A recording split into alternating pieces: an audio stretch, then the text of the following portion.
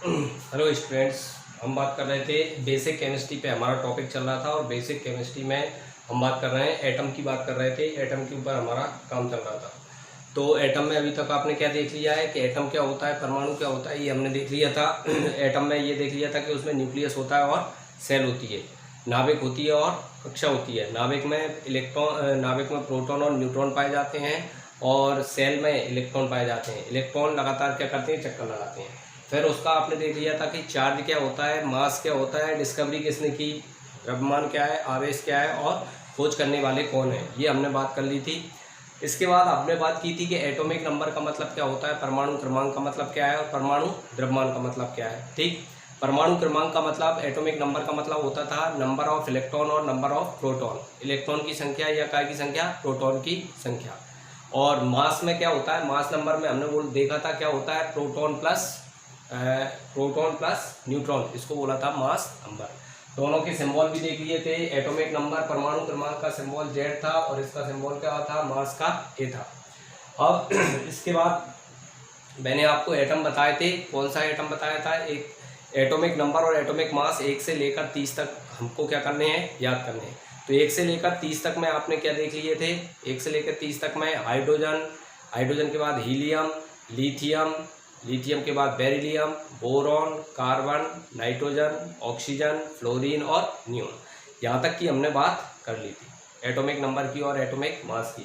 आगे की हम बात कर रहे हैं, इसमें क्या, सोडियम की बात कर रहे हैं। तो देखें, जिनको भी इनके एलिमेंट के नाम याद नहीं हो तो कृपया करके वो नाम भी लिखते जाएं। जो पहली बार केमिस्ट्री पढ़ रहे हैं उनके लिए विशेषकर Na क्या होता है, सोडियम, ये सिंबल होता है और इसका एटॉमिक नंबर क्या होता है, 11 होता है। एटॉमिक मास कितना होता है, 23 होता है।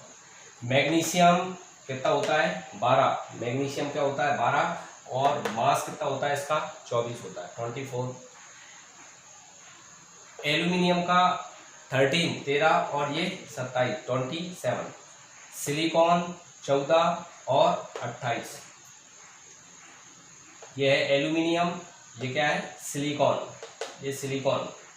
इसके बाद ये क्या होता है, फास्फोरस, फास्फोरस 15 और 31।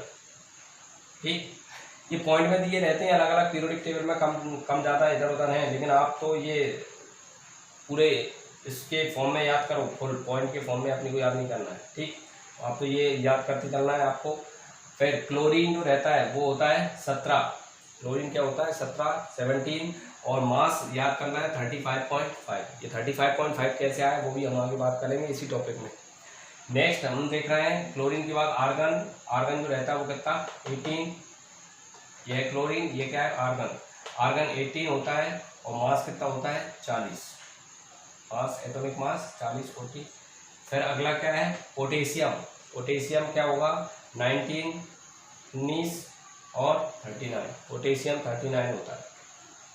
Ca का मतलब होता है कैल्शियम। कैल्शियम क्या है, 20 और 40, ये कैल्शियम हो गए। तो ये कितने हो गए अपने, 20 तक हो गए।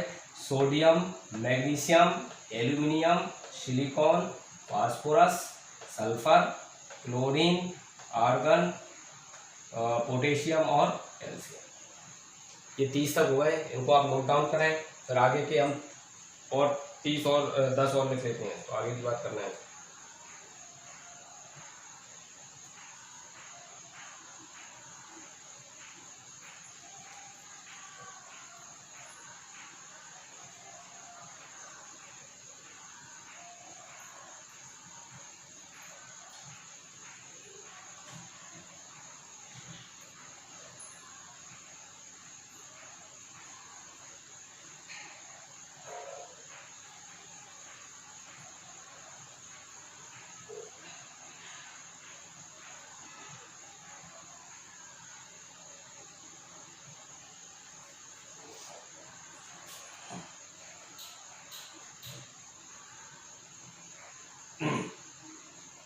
तो कितने हो गए अपने, 20 हो गए थे। 20 के बाद अगले देख रहे हैं 21, 21 नंबर का एलिमेंट कौन सा होता है, 21 नंबर पे कौन आता है उसकी बात कर रहे हैं मैं। चलिए, 21 नंबर पे आता है हमारा स्कैंडियम, Sc, स्कैंडियम। अगला है स्कैंडियम, Sc। स्कैंडियम जो रहता है इसका एटॉमिक नंबर कितना होता है, परमाणु क्रमांक होता है 21 और ये होता है 45 किस्म के। इसका मास याद भी नहीं करोगे तो चल जाएगा, इतना ज़्यादा इंपॉर्टेंट नहीं है मास, और अगर किसी उसमें आता है तो दिया रहता है। स्कैंडियम के बाद आता है टाइटेनियम 22 और इधर आ जाएगा 48 किस्म का। टाइटेनियम के बाद आता है वेनेडियम होता है 23 और इधर 51 अप्रॉक्स। वेनेडियम के बाद आता है क्रोमियम Cr 24, क्रोमियम इधर 52। क्रोमियम के बाद आता है मैग्नीज Mn, ये होता है मैग्नीज 25 और 55। मैग्नीज के बाद आता है आयरन Fe, आयरन लोहा जिसको हम जानते हो लोहे के नाम से, आयरन 26, इधर आता है 56। आयरन के बाद आता है कोबाल्ट, आयरन के बाद कोबाल्ट C और छोटा O, कोबाल्ट 27, 58.8 के अप्रॉक्स। कोबाल्ट के बाद आता है निकल 28 और इधर 58.6 के अप्रॉक्स। ठीक, अप्रॉक्सली इतना। ये इसका मास ज़्यादा है, इसका मास कम है। ठीक, बताएंगे क्यों जरूरी पड़ रहा है ये, इसमें जो पीरियोडिक टेबल पढ़ेंगे उनको पता है क्या करना पड़ेगा अपने को। तो ये कितने हो गए अपने 28 तक हो गए। जिनको इनके नाम याद नहीं है एक बार और समझ लें, एटॉमिक नंबर एटॉमिक मास तो याद करना ही है अपने को, 2-3 के ऊपर छोड़ दोगे तो चल जाएगा, लेकिन ये तो जरूरी है, आते ही हैं, जरूरत पड़ेगी। Scandium, titanium, vanadium, chromium, manganese, iron, cobalt और निकल।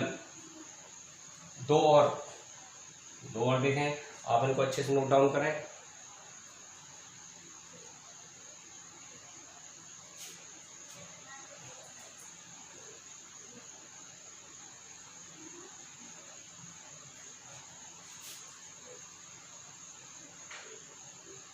चलिए अगले हैं कॉपर Cu, कॉपर 29 और 63.5 कॉपर, और जिंक Zn 30 और 65। ये इतने एटॉमिक नंबर कॉपर और जिंक 30 तक एटॉमिक नंबर और एटॉमिक मास, जो भी कोई भी केमिस्ट्री पढ़ता है उसको यहाँ तक का नॉलेज तो होना ही चाहिए, तभी वो केमिस्ट्री में आगे का नॉलेज ले पाएगा। आप बेसिक केमिस्ट्री में ये सारी चीज़ें तो आप ये मान के चलिए बिल्कुल टंग ऑफ द टिप होना चाहिए, आपको बिल्कुल टिप पे होना चाहिए। फिर देखिए क्या मज़ा आता है केमिस्ट्री पढ़ने में, आप इसको मज़े के साथ एंजॉयमेंट के साथ पढ़िए। ठीक, तो एक ये 30 तक एटॉमिक नंबर एटॉमिक मास होगा, ये तो हर स्टूडेंट को याद होना चाहिए। इसके बाद अब मैं आपको बताऊंगा, जब आपको ये चीज़ें याद हो गई, अब हम बात करेंगे जो एटम रहते हैं उनके स्ट्रक्चर देखेंगे, उनमें इलेक्ट्रॉन प्रोटॉन न्यूट्रॉन कैसे पाए जाते हैं, ये और इनसे रिलेटेड कुछ क्वेश्चन की बात करने वाले हैं। तो आप इनको नोट डाउन करें जल्दी से।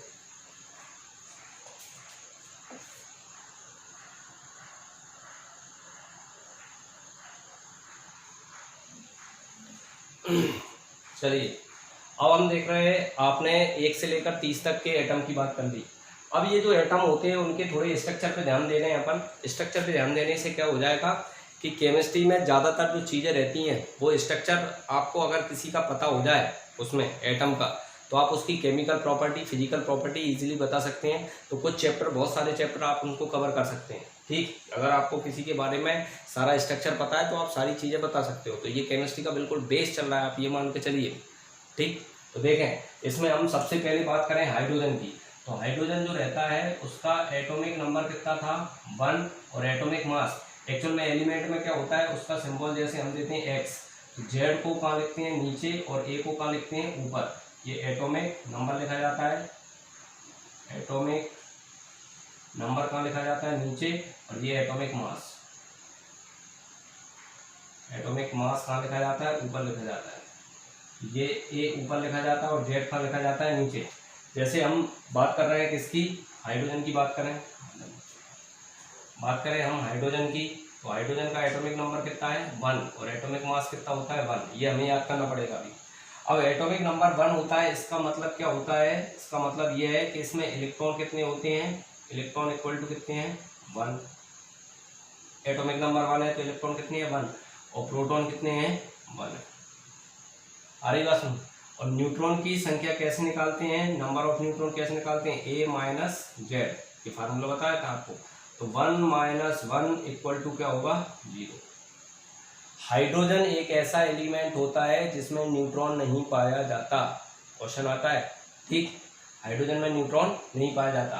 अब इसका स्ट्रक्चर आप देखो, अगर हम इसके स्ट्रक्चर को बनाएं तो इसका ये न्यूक्लियस है, इसके न्यूक्लियस में प्रोटॉन कितने रहेंगे 1 रहेंगे, न्यूट्रॉन कितने रहेंगे 0, मतलब न्यूट्रॉन नहीं है। और ये मैं इसकी सेल बना रहा हूँ, ये इसकी सेल है और सेल में इलेक्ट्रॉन कितने घूमेंगे, कितने इलेक्ट्रॉन है इसके पास 1, तो इसके पास एक ही इलेक्ट्रॉन है जो इसके चक्कर लगा रहा है। तो हाइड्रोजन का आपको जब भी आप हाइड्रोजन की बात कर रहे हैं तो हाइड्रोजन का एकदम पिक्चर क्लियर हो जाना चाहिए, उसका डायग्राम आपके दिमाग में बन जाना चाहिए। इसके बाद आप देखिए केमिस्ट्री में क्या मजा आता है, ठीक।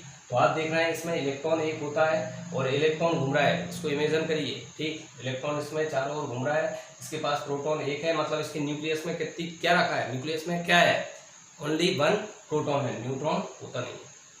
आ रही बात सुन। आगे हम बात करने वाले हैं कि जो प्रोटॉन की डिस्कवरी हुई वो इसी से हुई, कैसे, अगर इसमें से इलेक्ट्रॉन निकाल देंगे तो क्या बचेगा प्रोटॉन, न्यूट्रॉन है नहीं, तो ये अपन बाद में बात करने वाले हैं हालांकि। तो ये मैंने आपको बताया हाइड्रोजन जो रहेगा उसकी लास्ट सेल में एक ही इलेक्ट्रॉन है, ये चक्कर लगा रहा है और एक क्या है प्रोटॉन। आ रही बात सुनिए, ये क्या हो गया हाइड्रोजन हो गया। दूसरा एलिमेंट आप देखें, मैंने कुछ एलिमेंट आपको बना, अच्छा इसमें एक ये भी बात कर लेते हैं हम कि इसके पास जो लास्ट सेल है, इस लास्ट सेल को हम क्या कहेंगे, इस लास्ट सेल को बोलते हैं हम वैलेंसी सेल, इसको बोलते हैं संयोजी सेल। अब इसके पास तो एक ही सेल है तो इसी को बोलेंगे वैलेंसी सेल, वैलेंसी सेल है ये, संयोजी कोष, संयोजी कोष है ये। संयोजी कोष जो रहेगी उसमें जो इलेक्ट्रॉन रहेंगे उनको बोलेंगे संयोजी इलेक्ट्रॉन।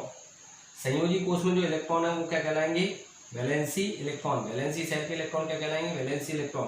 तो अगर कोई पूछे कि हाइड्रोजन में वैलेंसी इलेक्ट्रॉन कितने हैं तो कितने बताओगे 1। अरे भाई एक ही इलेक्ट्रॉन है वही वैलेंसी इलेक्ट्रॉन। आ रही बात समझ। तो हाइड्रोजन के पास कितने इलेक्ट्रॉन रहते हैं, एक सेल रहेगी उसमें इलेक्ट्रॉन कितने रहेंगे, एक रहेगा। आ रही बात समझ, ठीक। अब हाइड्रोजन के बाद आप इसे नोट करें, इसके बाद अगली मैं बात कर रहा हूँ किसकी, हीलियम की बात कर रहे हैं। हाइड्रोजन के बाद आता है दूसरे नंबर का हीलियम। हीलियम जो रहेगा एटॉमिक नंबर 2 और एटॉमिक मास 4। एटॉमिक नंबर 2 है, इसका मतलब इलेक्ट्रॉन कितने 2, प्रोटॉन कितने 2। न्यूट्रॉन कैसे निकालेंगे, a माइनस जेड करके, मतलब 4 माइनस 2 इक्वल टू 2। आती बात समझ, ठीक। अब हीलियम का भी आप स्ट्रक्चर बनाओगे तो देखेंगे आप, हीलियम का आप स्ट्रक्चर बनाए तो हीलियम में क्या आ जाएगा, इसके न्यूक्लियस में प्रोटॉन इक्वल टू कितने होंगे 2, न्यूट्रॉन इक्वल टू कितने होंगे 2, और फर्स्ट सेल में कितने इलेक्ट्रॉन 2। सेल में कितने इलेक्ट्रॉन घूम रहे हैं 2 घूम रहे हैं। अगर कोई पूछे वैलेंसी इलेक्ट्रॉन, वैलेंसी इलेक्ट्रॉन बराबर क्या है 2, तो इसके पास टोटल 2 इलेक्ट्रॉन है। वही कौन सी वाली सेल में है, वैलेंसी सेल। वैलेंसी सेल किसको बोलते हैं, जो लास्ट सेल है वो वैलेंसी सेल है। अंतिम कक्षा को संयोजी कक्षा कहते हैं और अंतिम कक्षा में जो इलेक्ट्रॉन है वो वैलेंसी इलेक्ट्रॉन है, तो इसके पास 2 इलेक्ट्रॉन है। अब थोड़ी सी हमें ये बात कर लें कि इसके पास 2 इलेक्ट्रॉन है, अगला एलिमेंट आएगा 3 इलेक्ट्रॉन आएंगे, तो क्या सारे इलेक्ट्रॉन एक ही सेल में भरेंगे, नहीं, ऐसा नहीं है।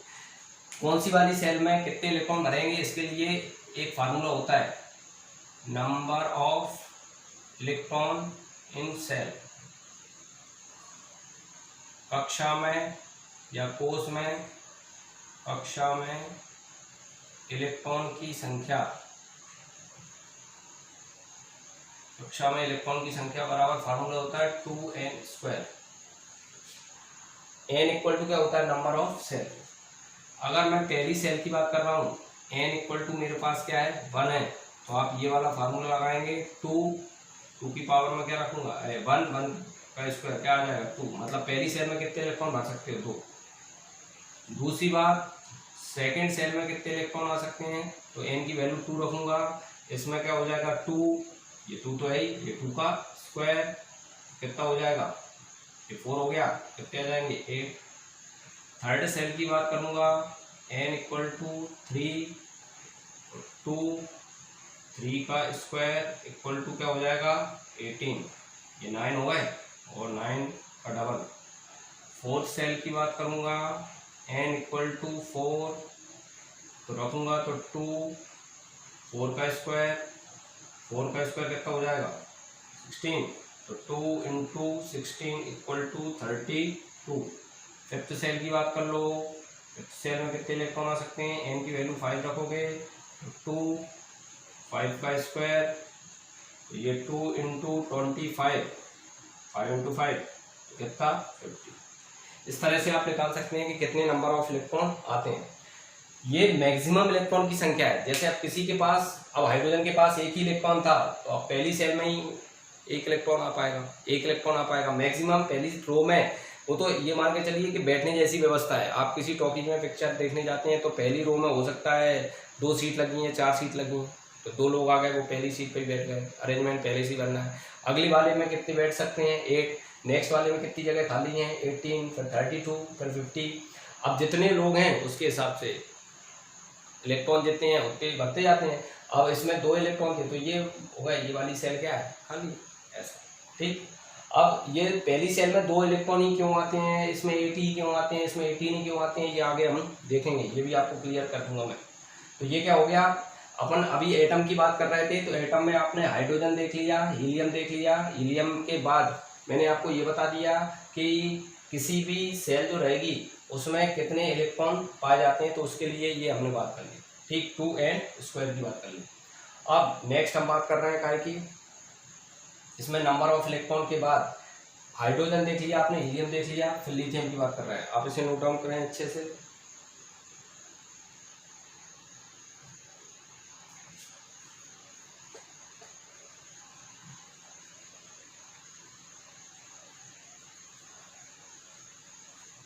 देखें, अब मैं आपको बना रहा हूं काय के, नेक्स्ट बना रहा हूं मैं लिथियम 3 और कितना 7।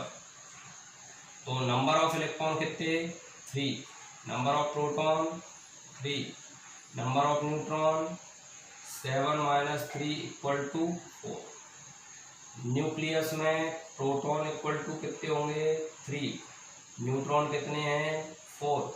फर्स्ट सेल में कितने इलेक्ट्रॉन आ सकते हैं, 2 ही भर सकते हैं, तो 2 भर दिए, 2 की जगह खाली रहती है, अभी हाल फार्मूला देख लिया।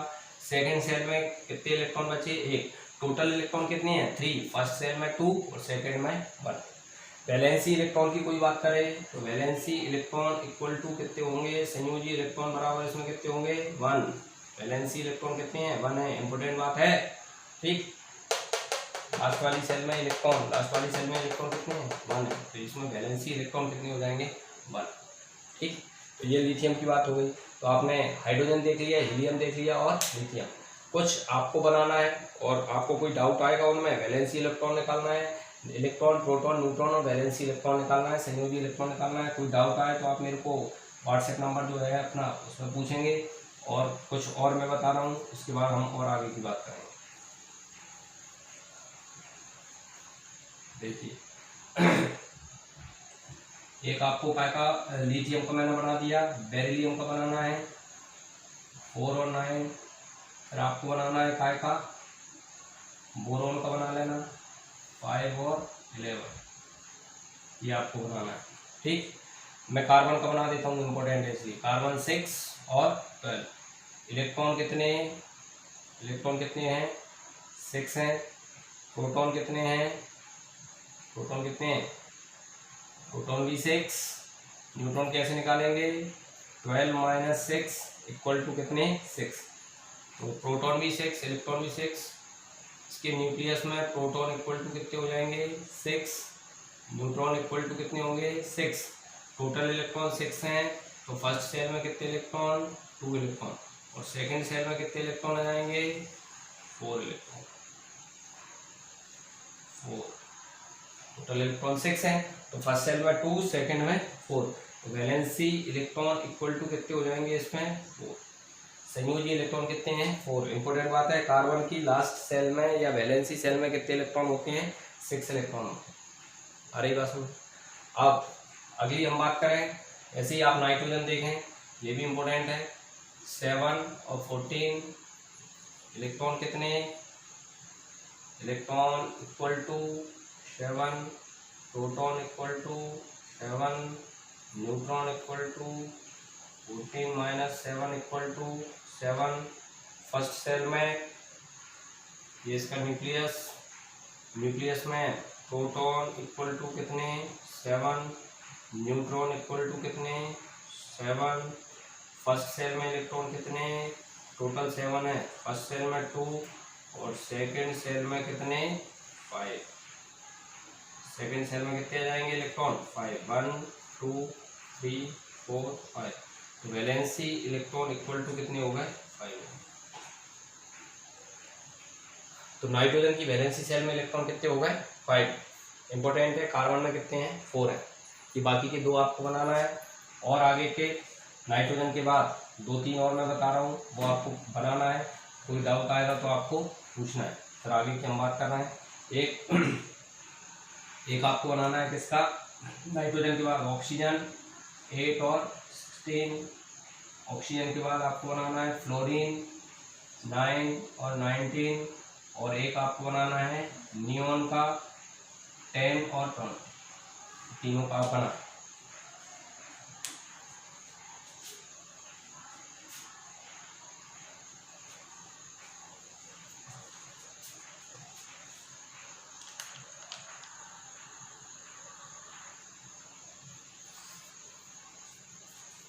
चलिए अब हम देख रहे हैं नियोन तक तो आपको बनाना था, इसके बाद मैं आपको बता रहा हूँ सोडियम।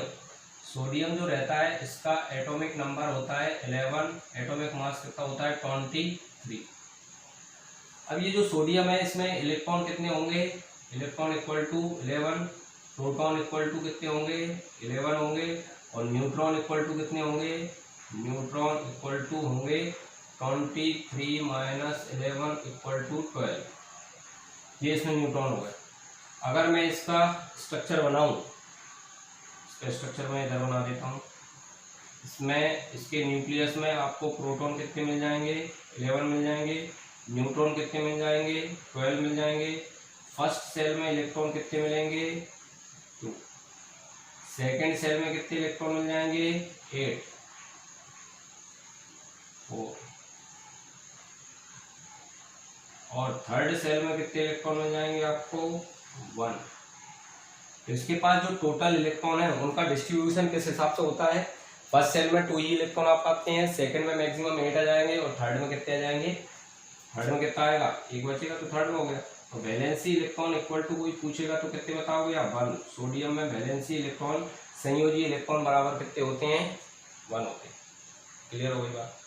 अब मेन चीज अब आ जाओ आप, मेन क्या बात कर रहा है, अब हम अगली जो इम्पोर्टेंट बात है कि ये कि आपने देखा होगा कि सोडियम जो रहता है वो कन्वर्ट हो जाता है कभी कभी सोडियम प्लस में Na प्लस में। अब ये सोडियम Na प्लस में कन्वर्ट हो गया तो क्या हुआ, इसके साथ क्या बदल गया वो देख रहे हैं हम। एटॉमिक नंबर चेंज हुआ क्या, नहीं हुआ, 11 का 11। एटॉमिक मास चेंज हुआ क्या, नहीं हुआ, 23 का 20। क्या बदल गया, बदल गया 1 प्लस लगने से क्या होता है, 1 प्लस लग गया मतलब 1 इलेक्ट्रॉन चला गया। अब 1 इलेक्ट्रॉन चला गया मतलब पहले कितने थे 11 थे, अब कितने बचे 10। तो 1 प्लस लगने से 1 इलेक्ट्रॉन चला जाता है। फिर प्रोटॉन क्या है, वही के वही है, कोई चेंज नहीं। न्यूट्रॉन वही के वही है, कोई चेंज नहीं। तो आप देख रहे हैं 1 प्लस लगने से क्या होता है 1 इलेक्ट्रॉन चला जाता है। अब इसके स्ट्रक्चर पे हम ध्यान दें तो इसमें प्रोटॉन इक्वल टू कितने रहेंगे प्रोटॉन तो 11 ही है। एटॉमिक नंबर इसीलिए हम कैसे बोलते हैं, एटॉमिक मास न्यूट्रॉन कितना 12 का 12। एटॉमिक नंबर इसीलिए हम कैसे निर्धारित करते हैं, कुछ ना कहने पर प्रोटॉन बोलोगे तो ज़्यादा सही है, क्योंकि प्लस लगने से इलेक्ट्रॉन की संख्या कम होगी। अब ये संख्या कम हो गई, वो हो कहाँ से गई, हमारे पास तो इलेक्ट्रॉन कितने थे 11, तो फर्स्ट सेल में क्या हुआ वही के वही है। सेकेंड सेल में कितने इलेक्ट्रॉन हैं 8 के 8, सेकेंड सेल में कितने हैं 8। तो इलेक्ट्रॉन गया कहाँ से, लास्ट वाली सेल से गया, लास्ट वाली सेल से इलेक्ट्रॉन चला गया तो सेल भी नहीं बना रहे, क्यों, क्योंकि सेल तो कुछ होता ही नहीं है, अब इलेक्ट्रॉन ही नहीं है तो सेल बनाने की क्या जरूरत है। इसकी एक वैलेंसी सेल क्या हो गई, लॉस हो गई, संयोजी कोशी खत्म हो गई इसकी। तो आप देख रहे हैं एक प्लस लगने से क्या होता है, कोई चीज़ में कमी नहीं होती है, कुछ नहीं बदलता, ओनली नंबर ऑफ इलेक्ट्रॉन कम हो जाते हैं। एक प्लस लगने से एक इलेक्ट्रॉन चला जाता है, एक प्लस लगने से एक इलेक्ट्रॉन चला जाता है, इलेक्ट्रॉन का लॉस होता है। अब इलेक्ट्रॉन ज़्यादा कहाँ से है, लास्ट वाली सेल से जाता है, वैलेंसी सेल से जाता है, ये ध्यान रखना है। तो ये सोडियम और सोडियम प्लस का मैंने आपको बता दिया, ये सोडियम और ये सोडियम प्लस, ये सोडियम और ये सोडियम आयन। ऐसे हम मैग्नीशियम की बात कर लेते हैं, मैग्नीशियम में क्या होता है वो देख लो आप।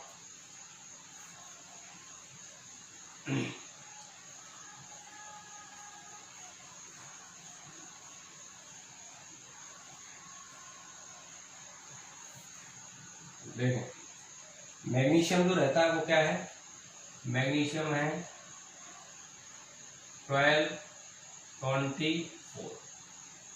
मैग्नीशियम में इलेक्ट्रॉन की संख्या कितनी होगी 12, प्रोटॉन कितने होंगे 12, न्यूट्रॉन इक्वल टू कितने होंगे 24 माइनस 12, तो कितना बचेगा 12। इसका स्ट्रक्चर बनाए आप, इसमें प्रोटॉन इक्वल टू कितने हैं 12 है, न्यूट्रॉन इक्वल टू कितने हैं 12 हैं।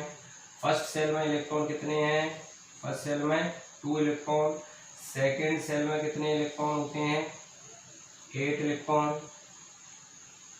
8 इलेक्ट्रॉन होते हैं, ठीक 8 हो गए। और थर्ड सेल में कितने इलेक्ट्रॉन होते हैं, थर्ड में हो गए 2 इलेक्ट्रॉन। तो मैग्नीशियम की वैलेंसी इलेक्ट्रॉन इक्वल टू कितने हो गए 2। संयोजी कोष में इलेक्ट्रॉन कितने 2, लास्ट वाली सेल को वैलेंसी सेल बोलते हैं। अब आपने कभी कभी देखा होगा कि मैग्नीशियम जो रहता है उस पर क्या लग जाता है 2 प्लस लग जाता है, मैग्नीशियम काय में कन्वर्ट होता है 2 प्लस में। ये 2 प्लस में क्यों बदलता है, ये सारी बातें होंगी अब केमिस्ट्री में। तो प्रोटॉन इलेक्ट्रॉन इक्वल टू कितने बचेंगे बताओ 10, 12 थे, 2 प्लस लगने से 2 इलेक्ट्रॉन लॉस हो जाएंगे। प्रोटॉन कितने होंगे 12 के 12, न्यूट्रॉन कितने रहेंगे 12 के 12। वही वाली बात, प्रोटॉन इक्वल टू कितने हैं, प्रोटॉन 12 के 12, न्यूट्रॉन इक्वल टू 12 के 12। फर्स्ट सेल में इलेक्ट्रॉन 2 रहेंगे, सेकेंड सेल में इलेक्ट्रॉन 8 रहेंगे। आ रही बात सुनो, इसमें भी 2 इलेक्ट्रॉन चले गए तो 2 प्लस लगने से 2 इलेक्ट्रॉन चले जाते हैं, 3 प्लस लगने से 3 इलेक्ट्रॉन चले जाते हैं, ठीक। तो आप इसको बनाएं और अगली हम बात करना है, एक आपको खुद को बना के देखना है, काय का खुद को बना के देखना है, आपको देखना है एक तो एल्यूमिनियम 1327 और इसी में 3 प्लस, एल्यूमिनियम 3 प्लस, इसको आप नोट डाउन करें और इसका बनाएं।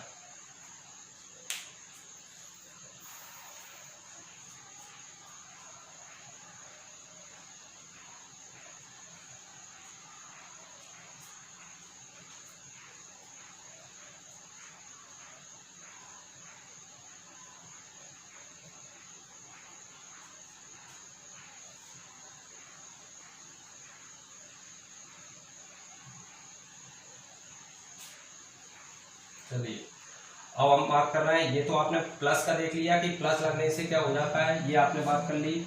अब हम बात कर रहे हैं नेगेटिव वाली बात कर रहे हैं, ठीक। जैसे मैं स्ट्रक्चर बनाऊंगा एक काय का, फ्लोरीन का स्ट्रक्चर बनाता हूँ। फ्लोरीन जो रहता है उसका एटॉमिक नंबर 9 और 19, तो इलेक्ट्रॉन इक्वल टू कितने होंगे 9, प्रोटॉन इक्वल टू कितने होंगे 9, न्यूट्रॉन इक्वल टू कितने होंगे 90 माइनस 9 इक्वल टू 10। इसकी फर्स्ट सेल में ये पहले इसका ये देख लें, प्रोटॉन इक्वल टू कितने हैं 9 है, न्यूट्रॉन इक्वल टू कितने हैं 10 है। फर्स्ट सेल में कितने इलेक्ट्रॉन 2 इलेक्ट्रॉन है, सेकेंड सेल में कितने इलेक्ट्रॉन है 7 इलेक्ट्रॉन। टोटल 9 है। फर्स्ट सेल में 2 चले गए, सेकंड सेल में कितने आ जाएंगे 7। वैलेंसी इलेक्ट्रॉन इक्वल टू कितने होते हैं इसके पास 7। संयोजी इलेक्ट्रॉनों की संख्या कितनी है फ्लोरीन में 9। अब ऐसे ही आप देखोगे तो फ्लोरीन पे क्या लग जाता है माइनस लग जाता है, F नेगेटिव होता है। अब F नेगेटिव से क्या होगा बताओ, एटॉमिक नंबर तो 9 और ये 19 और बस इलेक्ट्रॉन कितने हो जाएंगे 9 की जगह 10। एक नेगेटिव लगने से एक इलेक्ट्रॉन बढ़ जाता है और प्रोटॉन इक्वल टू कितने हो जाएंगे 99 रहेंगे। न्यूट्रॉन की संख्या कितनी होगी 19 माइनस 9 वही का वही कितने 10। फर्स्ट सेल में इलेक्ट्रॉन कितने हैं, प्रोटॉन इक्वल टू कितने हैं 9, न्यूट्रॉन इक्वल टू कितने हैं 10 के 10। अब इलेक्ट्रॉन भी कितने हो गए 10। फर्स्ट सेल में 2 इलेक्ट्रॉन, सेकेंड सेल में कितने इलेक्ट्रॉन 8, टोटल 10 हो गए। तो फर्स्ट सेल में कितने इलेक्ट्रॉन थे, फर्स्ट सेल में 2 इलेक्ट्रॉन थे, सेकंड में 7 थे, अब कितने हो गए इसमें 8 हो गए। तो क्या सीखा आपने, ये सीखा कि नेगेटिव लगने से क्या होता है एक इलेक्ट्रॉन इंक्रीज होता है, एक इलेक्ट्रॉन बढ़ जाता है और कहाँ बढ़ जाता है लास्ट वाली सेल में वैलेंसी सेल में। ठीक, तो एक नेगेटिव लगने से एक इलेक्ट्रॉन बढ़ जाता है, ये बनाया। इसके बाद अगला हम ऑक्सीजन की ओर बात कर लेते हैं, इंपॉर्टेंट है वो भी, ये बनाए और ऑक्सीजन पे आ जाए।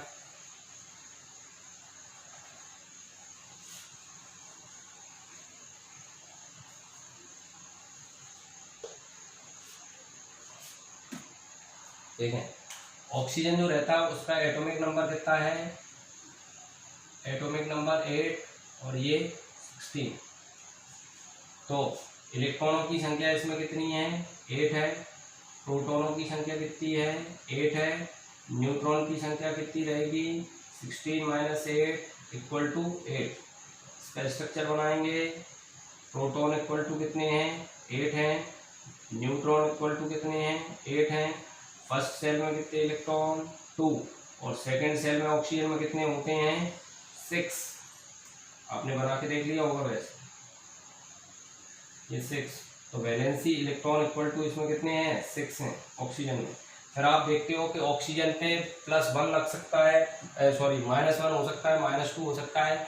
जनरली हम देखते हैं ऑक्सीजन डाई नेगेटिव होता है, इसे ऑक्साइड कहते हैं। तो एटॉमिक नंबर 8 का 8, मास 16 का 16। क्या बढ़ गया, इलेक्ट्रॉनों की संख्या कितनी हो गई 10, 2 इंक्रीज हो जाएंगे और प्रोटॉन 8 के 8, न्यूट्रॉन इक्वल टू 8 के 8।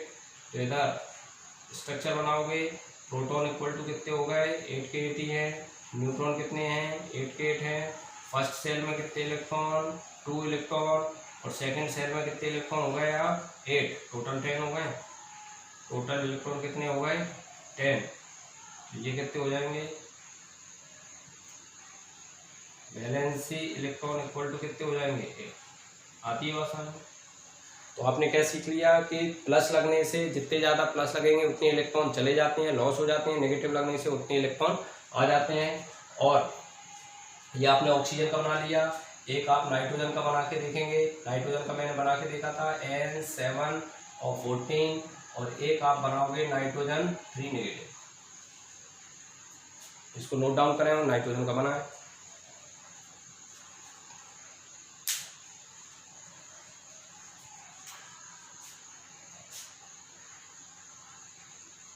चलिए, तो ये नाइट्रोजन का आपको बनाना है। तो आज हमने क्या बात कर ली, आपने बात कर ली एटॉमिक नंबर, एटॉमिक मास 1 से लेकर 30 तक। इसके बाद हम एटम के क्या देखना है, स्ट्रक्चर देखना है। स्ट्रक्चर में आपने किस तरह से स्ट्रक्चर बनते हैं ये आपने देख लिया। पहली सेल में 2 ही इलेक्ट्रॉन आते हैं, सेकंड में 8 आते हैं, फिर 18 आते हैं, फिर 32, 50 इस तरह से इलेक्ट्रॉन इसमें आते हैं। इसके बाद वैलेंसी सेल किसको बोलते हैं, संयोजी सेल किसको बोलते हैं, ये भी आपने देख लिया। वैलेंसी सेल या लास्ट वाली सेल, और वैलेंसी इलेक्ट्रॉन किसको कहते हैं ये भी आपने देख लिया। फिर आपने ये सीख लिया है कि प्लस लगता है तो क्या होता है, इलेक्ट्रॉन का लॉस होता है। प्लस लगने से क्या हो जाता है, इलेक्ट्रॉन चला जाता है, और नेगेटिव लगने से इलेक्ट्रॉन आ जाता है। जब भी कोई पॉजिटिव या नेगेटिव में कन्वर्ट होता है, आयन में बदलता है, चाहे तो वो पॉजिटिव हो चाहे नेगेटिव हो, इसमें और किसी चीज़ की कोई बढ़ोतरी, इंक्रीमेंट या डिक्रीमेंट नहीं होता है। Only number of electron increase और डिक्रीज होते हैं, इलेक्ट्रॉनों की संख्या घटती या बढ़ती है। आ रही बात समझ में। तो ये हम पढ़ रहे हैं क्या, एटॉमिक नंबर, एटॉमिक मास और एटम की जानकारी। आज मैं आपको इतना ही पढ़ा रहा हूँ। आपको एटॉमिक नंबर, एटॉमिक मास जितने मैंने बोले हैं वो याद होना चाहिए, स्ट्रक्चर बनाने आना चाहिए। ये केमिस्ट्री का बेस चल रहा है हमारा। कल हम इससे रिलेटेड कुछ क्वेश्चन देखेंगे और एटम के बारे में और ज़्यादा इंपॉर्टेंट बात करेंगे। और कल एटम हम ख़त्म करके और इसके बाद बात करेंगे मॉलिक्यूल की। तो हमारा ये एटम चल रहा है। आप ये मान के चलिए, कई स्टूडेंट रहते हैं जो बहुत ज़्यादा कैपेबल हैं, बहुत ज़्यादा मेहनत करते हैं, बहुत हार्ड वर्क करते हैं, लेकिन उनको दिक्कत आती है, केमिस्ट्री में बहुत ज़्यादा दिक्कत आ जाती है। वो अपने सपने पूरे करना चाह रहे हैं, वो चाहते हैं अच्छी मंजिल प्राप्त करना। कोई डॉक्टर बनना चाहता है, कोई एग्रीकल्चर में अच्छी यूनिवर्सिटी लेना चाहता है, कोई एग्रीकल्चर वैज्ञानिक बनना चाहता है, कोई बड़ा एग्रीकल्चर में अधिकारी बनना चाहता है, कोई IIT में जाना चाहता है, XYZ आप कुछ भी करना चाहते हो। लेकिन अगर सब्जेक्ट का सही नॉलेज आपको नहीं है तो आप क्या हो जाएगा, आपके ऊपर डिप्रेशन हावी होता है। ठीक, तो आप पे डिप्रेशन हावी ना हो, आप अच्छे से पढ़ाई करें। उसी के लिए बिल्कुल चैप्टर तैयार किया गया है। आपको अगर केमिस्ट्री में कोई भी और प्रॉब्लम आती है तो आप मेरे को व्हाट्सएप नंबर जो है आप उस पर पूछ सकते हैं। आपको ये अगर चीज़ें आती हैं तो आपको आगे केमिस्ट्री में कोई दिक्कत किसी भी प्रकार की नहीं आने वाली है, इतनी मैं आपसे गारंटी ले सकता हूँ। ठीक, तो आप ये बिल्कुल याद करके रखें।